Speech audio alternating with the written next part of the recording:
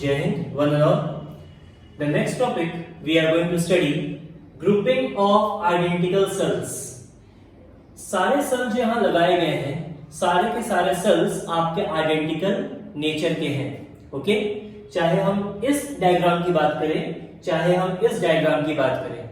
Now first case लिया गया है सीरीज कनेक्शन. सेल्स को सीरीज में लगाया गया है, आइडेंटिकल सेल्स को, having common internal resistance, each cell having, हर सेल के पास कॉमन इंटरनल रेजिस्टेंस है. दैट मींस कॉमन वैल्यू है, सबकी वैल्यू स्मॉल r है जैसा कि आप देख रहे हैं, और सारे के सारे सेल्स आइडेंटिकल है. मींस सारे सेल्स का जो ईएमएफ है वो E है, सारे सेल्स का जो इंटरनल रेजिस्टेंस है वो स्मॉल r है. इन दैट कंडीशन अगर हम E इक्विवेलेंट निकालते हैं तो E plus E plus E plus E up to n terms तक जाएगा. Okay, so E equivalent value कितनी आएगी? n into E. In the similar way जब हम R इक्विवेलेंट निकालेंगे तो R plus R up to n terms तक जाएगा. Okay, then R equivalent value कितनी आ जाएगी? nR. नाउ हम यहां पे देख सकते हैं डायग्राम में कि सारे सेल्स को एक्सटर्नल रेजिस्टेंस कैपिटल R के साथ कनेक्ट किया गया है. सारे सेल्स को एक्सटर्नल रेजिस्टेंस कैपिटल R के साथ कनेक्ट किया गया है. That means capital R equivalent is equals to R equivalent plus capital R. That means nR plus R. This is the total external resistance और total resistance of the circuit. Okay, now capital I is equals to E equivalent upon R equivalent. E equivalent की value हम यहां से उठा के put कर देंगे NE, और R equivalent की वैल्यू NR plus R, ये उठा के हमने यहां पुट कर दिया. So this is the total value of current that will be flowing in the circuit. ये उस करंट की वैल्यू है जो इस सर्किट में फ्लो करेगा. सीरीज कनेक्शन है, इसलिए हम ये कह सकते हैं that the current remains constant. Moving on to the next one, parallel connection. Parallel connection में क्या किया गया है? n number of identical cells को पैरेलल में कनेक्ट कर दिया गया है. n number of identical cells को पैरेलल में कनेक्ट कर दिया गया है. हर सेल का इंटरनल रेजिस्टेंस स्मॉल r है. हर सेल का इंटरनल रेजिस्टेंस स्मॉल r है. Now we do know very clearly that parallel connection में E इक्विवेलेंट की वैल्यू E के बराबर होती है. That means voltage remains constant in parallel connection. That's why 1 upon R equivalent is equals to 1 upon R plus 1 upon R up to n terms. Solve करने पे हमारे पास क्या आएगा? n upon R. तो इसका रेसिप्रोकल करेंगे R equivalent, that will be equals to R by n. इस पूरे के साथ external resistance capital R series में लगाया गया है. That means capital R equivalent is equals to R by n plus capital R. Hopefully आपने ये पार्ट कॉपी कर लिया होगा. I am erasing this part.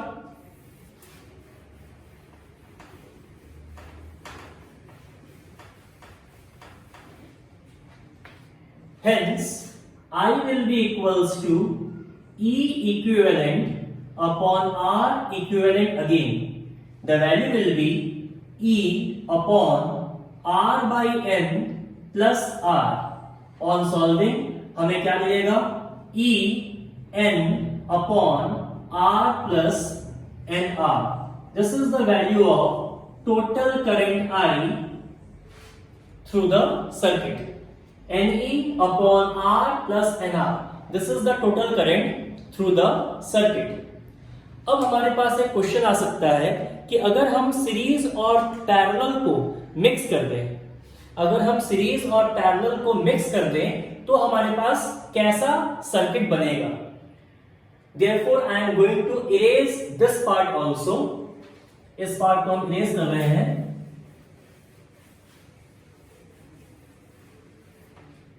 Combination of parallel and series को मिक्स्ड ग्रुपिंग कहा जाता है.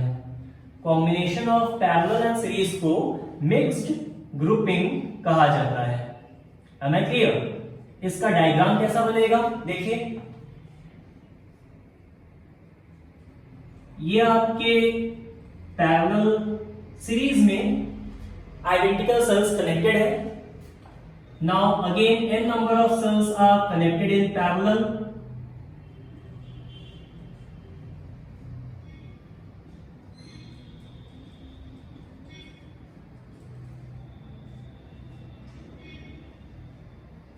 इस पूरे के साथ आपने एक्सटर्नल रेजिस्टेंस R को कनेक्ट कर दिया। Now since we know that each cell का ईएमएफ E है, हर सेल का ईएमएफ E है और हर सेल का इंटरनल रेजिस्टेंस स्मॉल r है, that means E equivalent of this first row. अगर हम कहें n number of cells connected हैं तो क्या यहां से यहां तक की वैल्यू ne के बराबर हो जाएगी? यहां से यहां तक की वैल्यू ne के बराबर हो जाएगी if n number of cells are connected in series. Now there are m number of rows, n number of cells are connected in series, comma m number of rows. We have m number of rows. Okay, so let me erase this one also. Can we write E equivalent will be equals to ne? E equivalent की value ne रहेगी क्योंकि series में जब connect होगा तो ne हो जाएगा, but parallel में पोटेंशियल डिफरेंस कांस्टेंट रहता है। यहां पे भी ne होगा, यहां पे भी ne होगा और सब में आपका ne ही जाएगा, सब में आपका ne ही जाएगा। पैरेलल में पोटेंशियल डिफरेंस कांस्टेंट रहेगा लेकिन सीरीज में ne होगा, दैट्स व्हाई E इक्विवेलेंट की वैल्यू ne ही रह जाएगी। अब अगर हम R इक्विवेलेंट की बात करें, 1/R इक्विवेलेंट, सीरीज में जब कनेक्टेड है, सीरीज में जब कनेक्टेड है तो R इक्विवेलेंट की वैल्यू NR हो जाएगी। सीरीज में जब कनेक्टेड है तो R इक्विवेलेंट की वैल्यू NR हो जाएगी। NR in the first row, NR in the second row, NR in the third row, NR in the fourth row, up to m terms, up to m rows we have, up to m rows, 1/NR plus 1/NR plus 1/NR up to m rows we are having m rows. That means 1/R equivalent is equals to m/NR. Then R equivalent will be equals to NR by m. In that case, ये पूरा circuit इस R के साथ आपका series में है। That means R equivalent is equals to NR by m plus capital R. Hence, I will be equals to E equivalent upon R equivalent. Ne upon NR upon m plus R. This is what we are going to have on solving. Solve जब करेंगे तो हमें मिलेगा NME upon NR plus MR. This is the value of I we are going to get. This is the value of I which we are going to get for this circuit. इस type के mix grouping के लिए हम I की value ये मिलेगी। Okay, mix grouping के लिए I की वैल्यू ये फाइंड की गई है। नाउ यहाँ पे क्वेश्चन आता है कि ऐसा कौन सा केस है जब I की वैल्यू मैक्सिमम हो जाएगी। What will be the case when the value of I will be maximum. I को मैक्सिमाइज करने के लिए हम क्या करें? Let me erase this one. Hopefully ये पार्ट आपने कॉपी कर लिया होगा। तो अब हमारा ऑब्जेक्टिव है कि हमें I को मैक्सिमाइज करना है। To maximise I, okay, to maximise I, NR plus M R should be minimum. Denominator value अगर मिनिमम हो जाए तब जाके आई की वैल्यू मैक्सिमम हो पाएगी। तो हमें क्या करना है, इसे मिनिमम करना है। अब हम क्या करें, इसे under root of N R whole square plus under root of M R whole square should be equal to minimum. इसको इस फॉर्म में भी लिखा जा सकता है।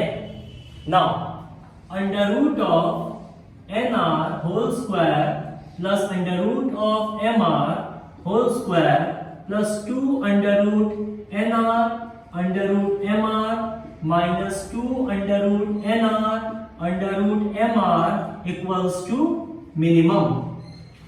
अगर हम इस पार्ट को और इस पार्ट को इसके साथ ऐड कर दें तो इक्वेशन में कोई फर्क नहीं पड़ेगा, क्योंकि हमने प्लस ये किया है माइनस ये किया है। दैट मीन्स हमारा इक्वेशन अभी भी कांस्टेंट है। लेकिन हमारा जो ऑब्जेक्टिव है वो अभी भी क्या है, we need to minimize it, we need to minimize it. Suppose अगर हम इसको इसको और इसको ले लें, we take the combination of this three, can we say we can have a plus b whole square. अगर हम इसको इसको और इसे लें, we can have a plus b whole square. लेकिन a प्लस बी हो रहा है तो ये मैक्सिमम हो रहा है, हमें क्या करना है, मिनिमम करना है। For minimum a square plus B square minus 2ab, अगर माइनस लिया जाए तब जाके हमें मिनिमम वैल्यू मिलेगी, तब जाके हमें क्या मिलेगा, मिनिमम वैल्यू मिलेगी। तो हम क्या करें, under root of N R minus under root of M R whole square plus 2 under root N R under root M R equals to minimum. हमने इसको लिया और इसको लिया, लेके a माइनस बी का होल स्क्वायर कर दिया और इसको हमने कॉपी कर दिया। अब अगर हमारा ये पार्ट मिनिमम हो जाए, मिनिमम कितना हो सकता है, 0 हो सकता है। For minimum under root of N R minus under root of M R should be equals to 0। Under root of N R is equals to under root of M R, and hence we can find the value that if nr is equals to mr, capital R is equals to nr by m. If the value of capital R becomes equals to nr by m, then I will be maximum. If the value of capital R becomes nr by m, then I will be maximum. Hence, to maximize R, the value of R should be nr by m. Thank you.